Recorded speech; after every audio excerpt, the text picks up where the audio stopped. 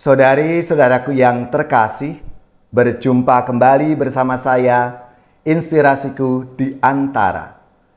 Renungan harian Sabtu 13 Mei, Pekan Paskah yang kelima. Semoga di akhir pekan ini kita bersama keluarga, komunitas kita selalu dalam keadaan baik, sehat, dan tetap bersemangat. Marilah kita mengawali renungan kita hari ini dengan tanda kemenangan Kristus. Dalam nama Bapa dan Putra dan Roh Kudus. Amin. Allah Bapa sumber kehidupan, Engkau telah memanggil dan memilih kami untuk mengalami kasih-Mu melalui Yesus Kristus Putra-Mu.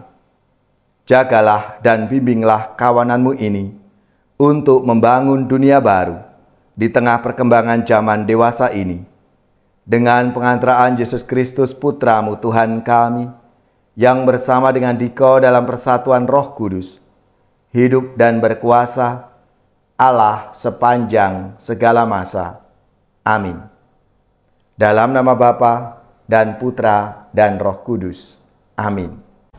Inspirasi kita hari ini dari Injil Suci menurut Yohanes bab 15 ayat 12 sampai 17.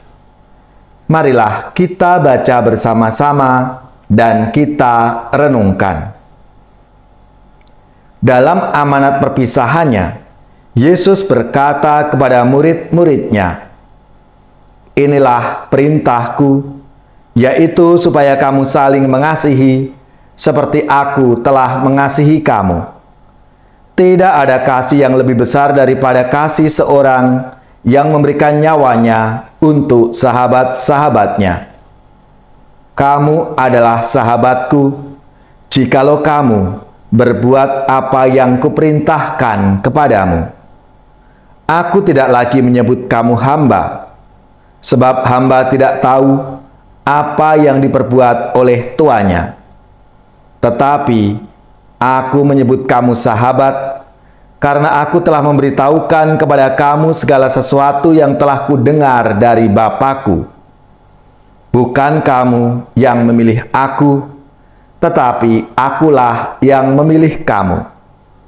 Dan aku telah menetapkan kamu, supaya kamu pergi dan menghasilkan buah, dan buahmu itu tetap, supaya apa yang kamu minta kepada Bapa dalam namaku, diberikannya kepadamu. Inilah perintahku kepadamu, kasihilah seorang akan yang lain." Demikianlah sabda Tuhan. Terpujilah Kristus.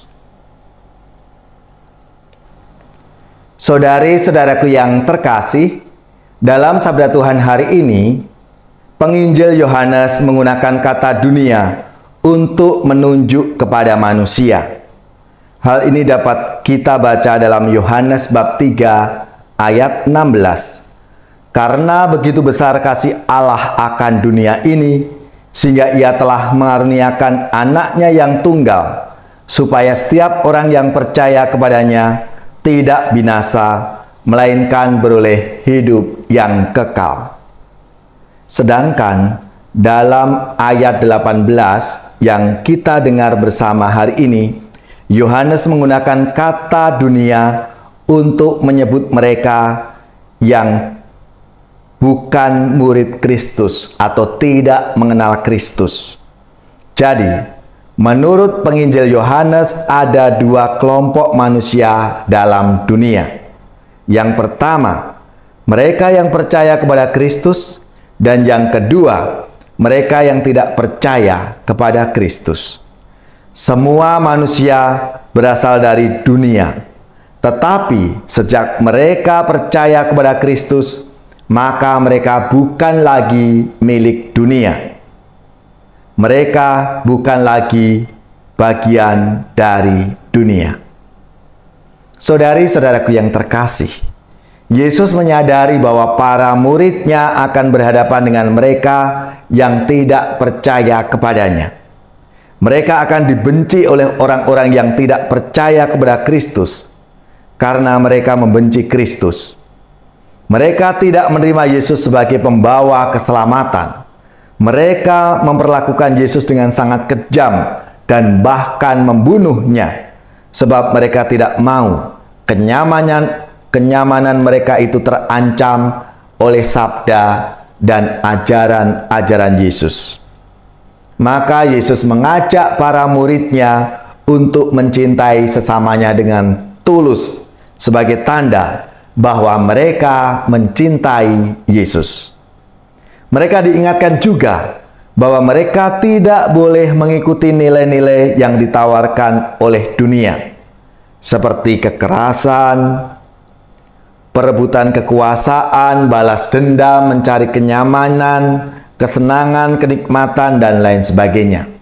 Dengan kata lain, Yesus memanggil dan mengutus para muridnya dan kita semua bukan untuk menjadi sama dengan dunia, melainkan mengajak kita untuk berjuang dan mengubah wajah dunia menjadi semakin serupa dengan wajahnya. Kita diutus untuk menghadirkan Allah yang penuh belas kasih itu, Allah yang solider, Allah yang menunjukkan peradaban kasih. Maka marilah saudari-saudaraku yang terkasih, seturut teladan Tuhan kita Yesus Kristus dan ajaran-ajarannya, marilah kita menjadi saluran rahmat dan berkat-Nya, mewujudkan wajah Allah yang penuh belas kasih itu dalam hidup kita masing-masing.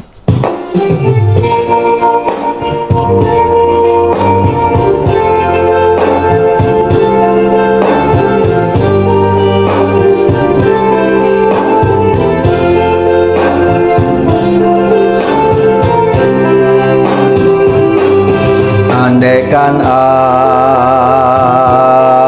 lakukan yang luhur mulia,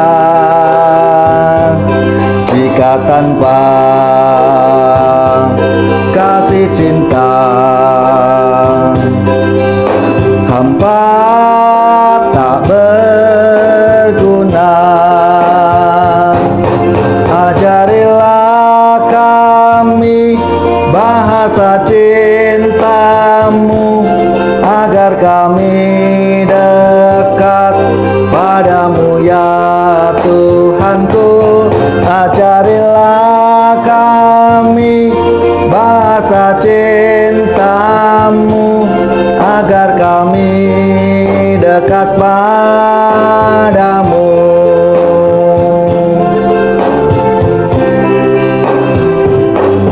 Andaikan aku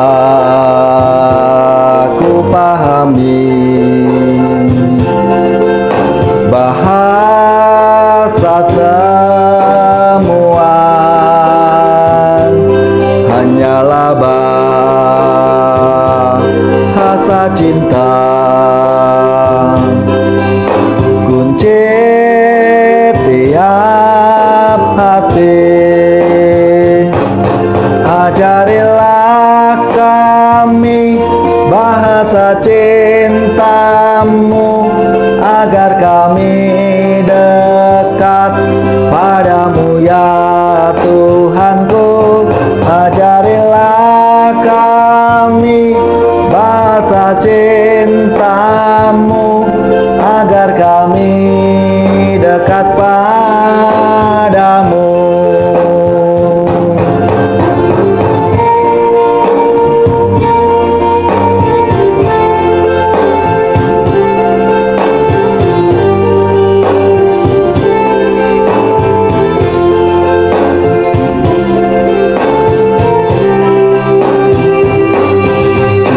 Itu lemah lembut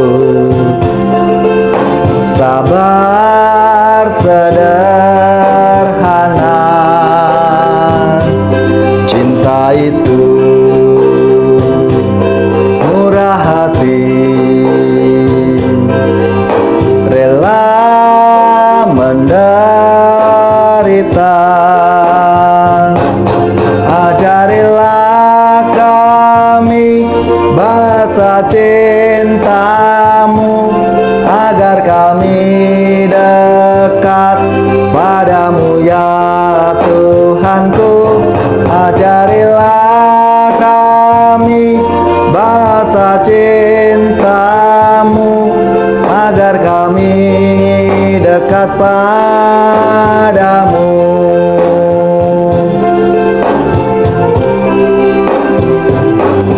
Cinta itu lemah lembut, sabar sederhana. Cinta itu murah hati, rela menderita. Ajarilah kami bahasa cinta-Mu, agar kami dekat padamu ya Tuhanku. Ajarilah kami bahasa cinta-Mu, agar kami dekat padamu, agar kami dekat padamu.